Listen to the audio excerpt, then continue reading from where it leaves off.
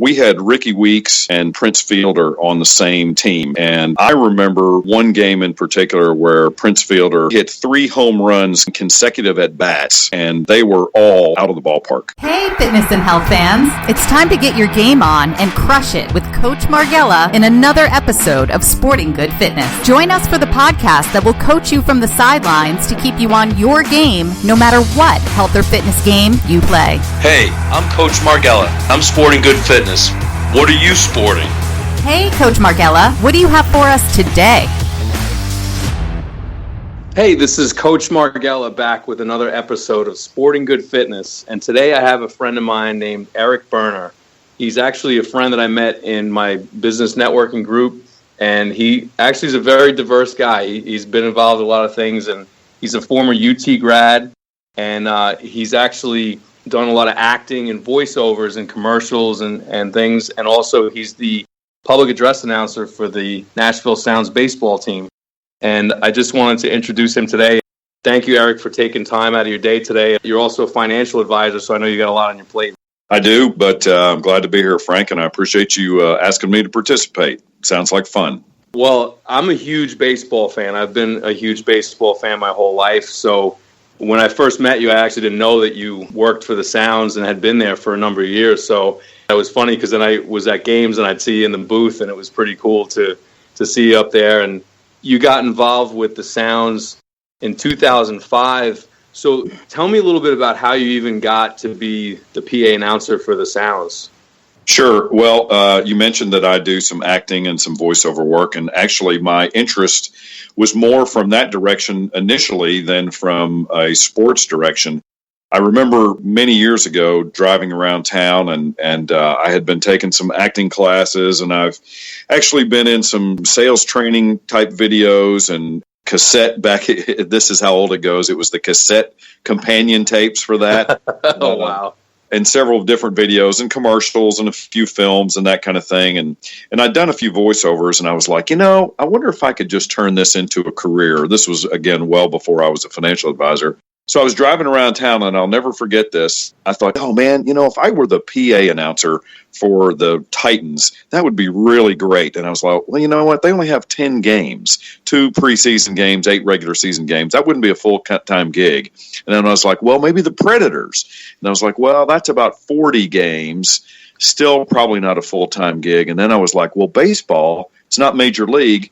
But gosh, I know the pros have 162 games, and as it turns out, the minors have 144. So oh, wow. I was like, if there's an announcing gig in town, it would be baseball. Well, I never thought another thing about that. I just kind of had that in the back of my mind, and I thought, yeah, that'd be cool. Well, I was working a job where I was the operations manager on a third shift, and I had a buddy of mine that would like to volunteer for like the SEC tournament when it was in town.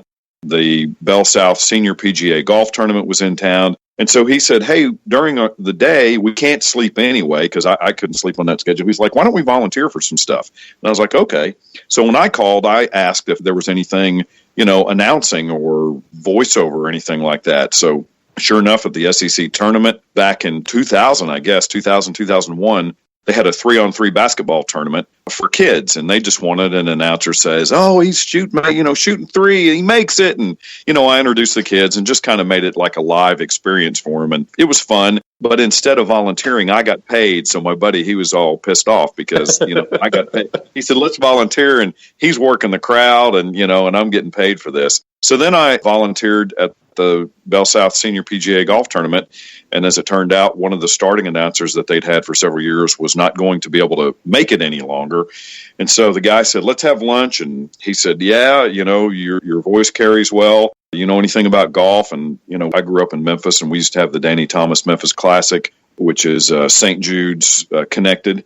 And right. So anyway, he said, well, yeah, come on. So the last 3 years of the Bell South Senior PGA Tournament, I worked that as a starter. And one of those starters, Chip Hoback is his name, he was the PA announcer for Vanderbilt football and basketball and the Arena Football League at the time. And he had been right. And it's supposed to be bringing that back too.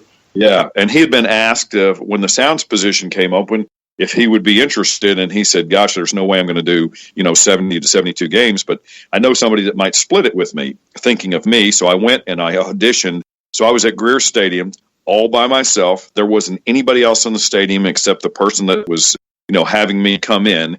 And so I'm reading the starting lineup and reading some announcements to an empty stadium. And they said, yeah, we like you. And so Chip and I shared that first season, and then he went on to some greener pastures. And I've been kind of the primary PA announcer. I don't do every single game, but out of the 70, 72 games, I do anywhere from 55 to 65, 66 games. That's a cool story. Well, I have a lot of friends of mine that say, oh, gosh, did you play ball when you were in high school? And I was always working. I always had a job. So I wasn't like on a travel team or anything like that. We just played pickup baseball. And I've got buddies of mine. They're like, oh, man, I play baseball. I should be doing the announcing for the Sounds. And I explained to them, look, it's my job. As fun as it is and as much as I enjoy baseball, it's not as much about baseball as it is entertainment, information, and advertising. So I do introduce the batters, but, I'm mostly reading promotions and doing the military heroes welcomes. And I've gotten to do a couple where there were reunions on the field, unexpected for the kids and spouses and that kind of stuff. So I've been a part of a lot of cool things that are not baseball related. They just happen to be at the baseball game. So I'm information and entertainment, but it's around, a cool spectacle of a baseball game, if that makes sense. Yeah, and I've been to some games, and I knew that you were doing the announcements, and it was really a cool experience to hear that, and then just know that I knew you up there, and I just thought it was cool to hear you doing that. Now, the Sounds, they were at Greer Stadium for a long time, right? I remember going there, and it was kind of run down towards the end. And yeah. They moved to the new stadium, 2 years ago now or 3 years ago? This will be the fourth season at First Tennessee. Yep, I believe this will be the 41st season of Sounds baseball in Nashville. I moved here in Nashville in 2007, so I went to some games at Greer Stadium, but I remember it being kind of run down. It really, it wasn't as great of an experience, but now at this new stadium, I've been there, and I really love it, and the scoreboard's great, and just the whole atmosphere, and they have the, out in the right field bleachers behind there, they have the area where there's a bar out there. You can actually play games. You can play mini golf. So it's really a cool experience now, and I enjoy going. And when my kids get a little older, I'm going to start taking them to the games too. Yeah, it really is. I mean, they did a great job with the stadium. I've described it not as necessarily a Taj Mahal, the stadium in Memphis, which was a combination of private and public. It is a very nice, I would call, mini stadium.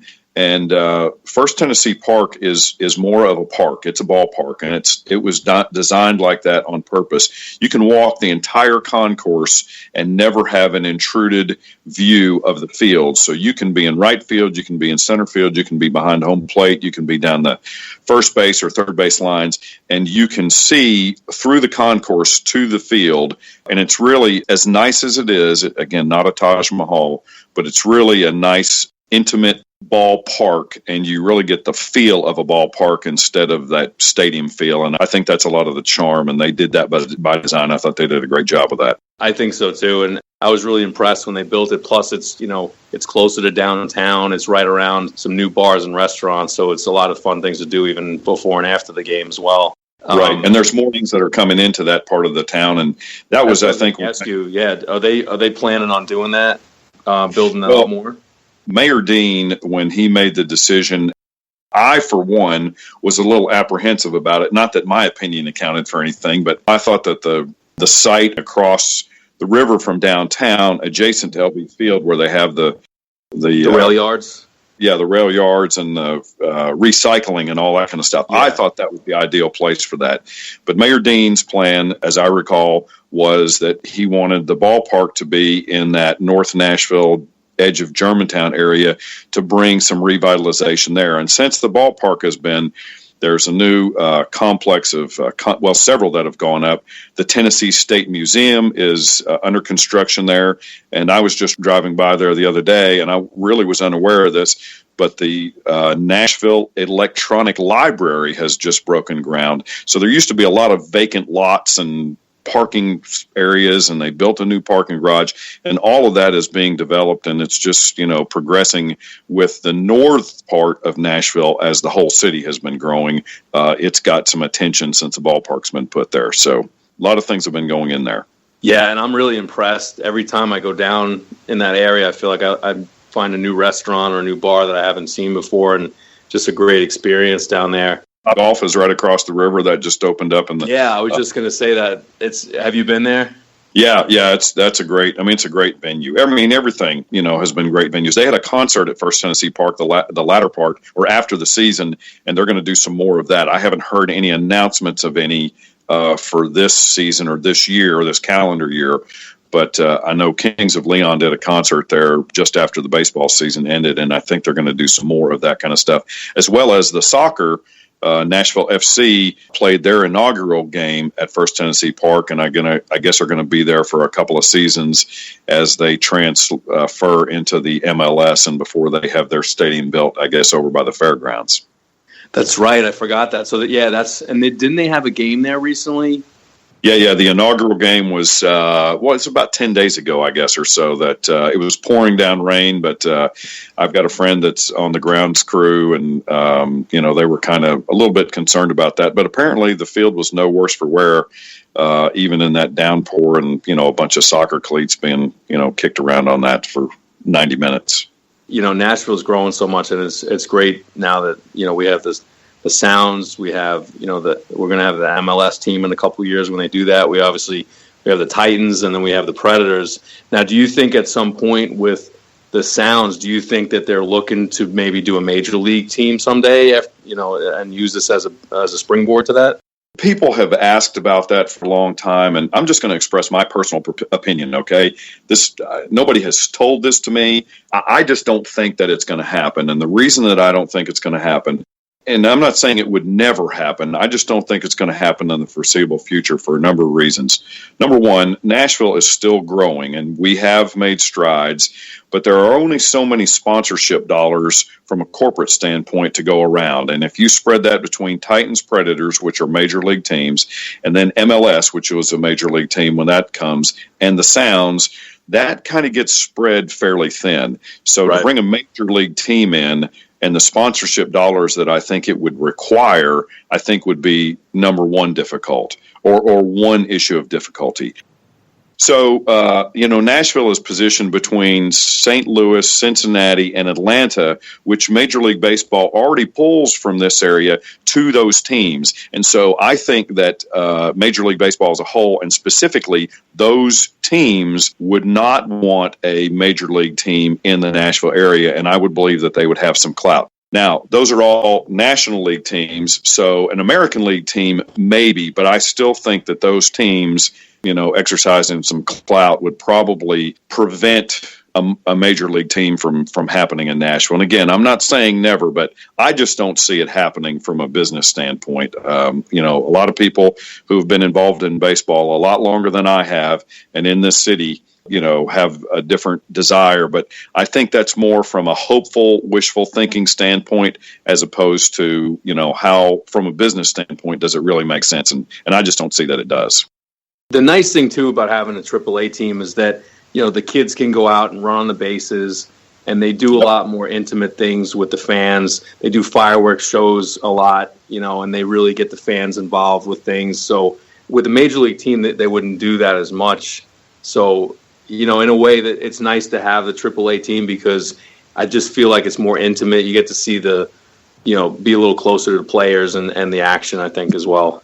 Listen, everybody loves to come out to a Sounds game, and you mentioned the bandbox out in right field, which is a bar area that has, foosball and cornhole, and there's a putt-putt golf course out there now. And I've often said, people, it's a venue inside of a venue. So people come to the ballpark and spend time out at the bandbox. And, some of the millennials and some of that crowd are having a great time and enjoying the city. It's outdoors. They never even see a blade of grass, much less a baseball. But it doesn't matter, because it's an experience, and everybody's enjoying the evening and the community, and the fact that there is a baseball team there, even though they might not be as excited about the ball itself. And let's not forget, the baseball team is connected with the Oakland Athletics. This is the fourth year for that affiliation. They were affiliated with the Milwaukee Brewers for the final 10 seasons of at Greer Stadium. So there's some good baseball being played. So whether, you're coming out for a family and just enjoying the experience and watching a little bit of baseball or none, or coming out and as a baseball fan, you're going to have a good time.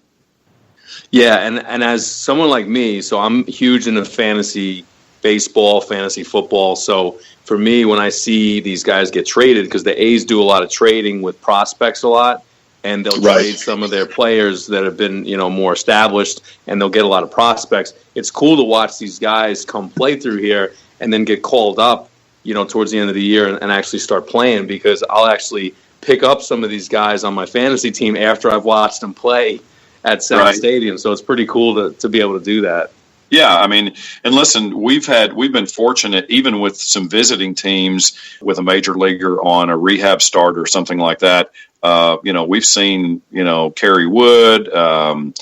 There's been a lot of players that have come through Nashville either on a rehab start or, as they're coming up, not in the Sounds organization. Back in the day, the way that I was told to announce his name at that particular time was Giancarlo Stanton. I've watched him play many, many, many times, and now he's one of the biggest league players in the major league. So there's a lot of good baseball players that come through town, whether they're playing for the Sounds or playing for the visiting teams. Yeah, he's a huge player. And obviously now he's on the Yankees with Aaron Judge. And the season they're going to have is going to go back to like when Mantle and Maris were bashing home runs, going for 60 back in the 50s. I think you're 60s. Right. Yeah. Now, you mentioned some of those guys. So now that you've been there since 2005, of the players that have been on the Sounds, who's been some of your favorites that you've watched over the years? So some of the players that I've seen and that kind of thing mostly go back to the days with the Brewers. We had Ricky Weeks and Prince Fielder on the same team, and I remember one game in particular where Prince Fielder he hit 3 home runs consecutive at bats, and they were all 3 out of the ballpark.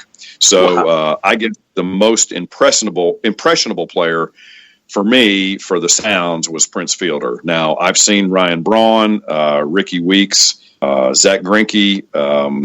We've had a really great crew of players that I've seen. R.A. Dickey, Barry Zito played for the Sounds. That's right.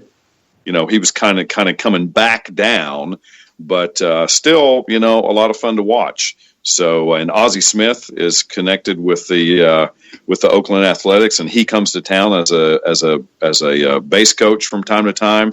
So we get to see him. I've met Ozzie Smith. I've met Tommy Lasorda. Folks that are connected to baseball that, are coming through. And it's just by happenstance for me because I'm isolated up in the press box and I haven't really met any of the Sounds players at all over the years. But I have some of the folks that have been connected to the other teams or connected to the team that weren't playing for us at the time. So it's been kind of cool to be around that kind of stuff. That's something that I love. That's when you told me that you were with the Sounds, I was – I just love watching baseball and I love following these guys. And then me growing up in New York, I was spoiled because we had basically 2 professional teams of everything.